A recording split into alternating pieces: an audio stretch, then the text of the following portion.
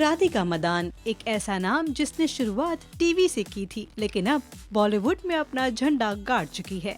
Radhika is a synonym to beauty with brains, courage, stylish avatar, acting par excellence and much more. On the honest fact, Radhika के बारे में जितना कहो उतना कम है। राधिका हर लड़की के लिए मिसाल है जो अपने सपने पूरे करने के पीछे जुटी रहती है।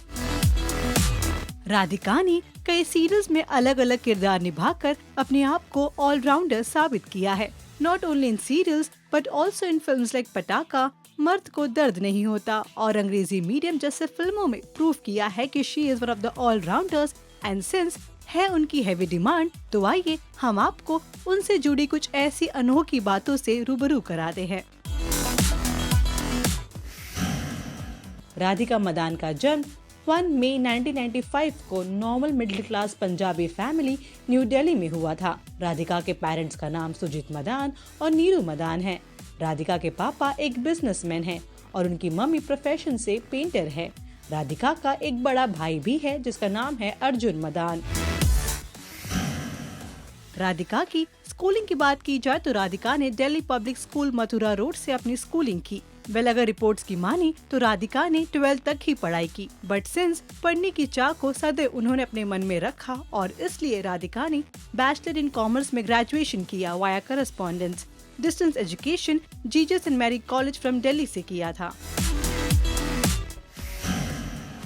टेलीटाउन एंड बॉलीवुड में डेब्यू करने से पहले हम आपको बता दें कि राधिका आखिर क्या करती थी। दरअसल राधिका अपने करियर के शुरुआती दिनों में एक डांस इंस्ट्रक्टर हुआ करती थी।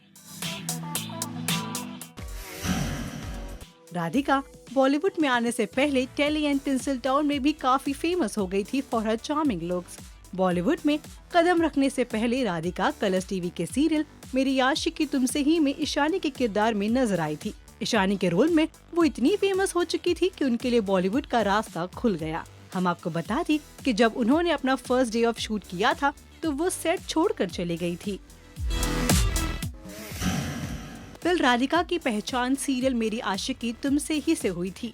व्यूअर्स, हम आपको इस वीडियो के थ्रू बता दें कि राधिका का एक्चुअल डेब्यू कैसे हुआ था। राधिका ने अपने करियर की शुरुआत एज सेलिब्रिटी साल 2005 में की थी। यही है हाई सोसाइटी नाम की एक फिल्म का हिस्सा रह चुकी हैं। इन द ईयर 2013 राधिका ने wheat be the diva contest में भी हिस्सा लिया था। मेरी आशिकी तुमसे ही के बाद राधिका मदान AKA ईशानी को सबसे ज्यादा फेम मिला साल 2015 में। ये वो साल है जब वो कलर्स टीवी के डांसिंग रियलिटी शो झलक दिखला जा सीजन 8 का हिस्सा बनी थी। If rumors are to be believed, then Radhika Madan ने पास्ट में एकता कपूर के एक बिग प्रोजेक्ट को किया था रिजेक्ट। ये बिग प्रोजेक्ट का ऑफर कोई और सीरियल के लिए नहीं बल्कि एकता कपूर के सीरियल क्योंकि सास भी कभी बहू थी पार्ट 2 के लिए था। हेक्टिक शेड्यूल्स एंड डेट के चलते राधिका ने किया था एकता के इस ऑफर को डिसमिस।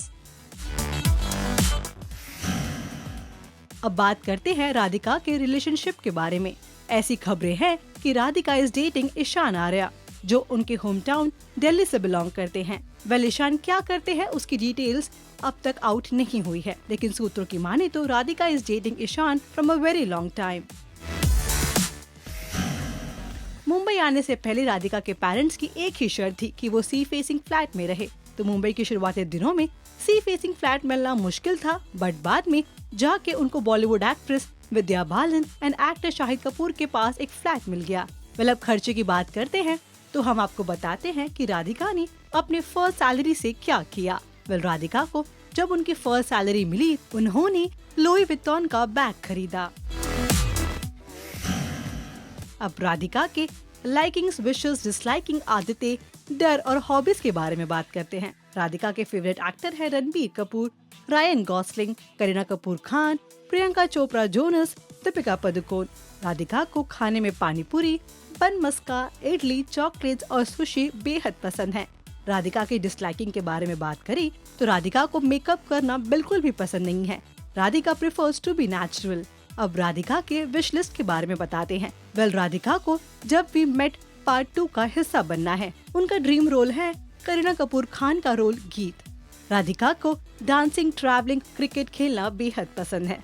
राधिका ने अपने एक इंटरव्यू में बताया था कि उन्हें स्टूडेंट ऑफ द ईयर 2 मिलने वाली थी, लेकिन इसके पहले ही वो रोल मिल गया किसी स्टार किड को।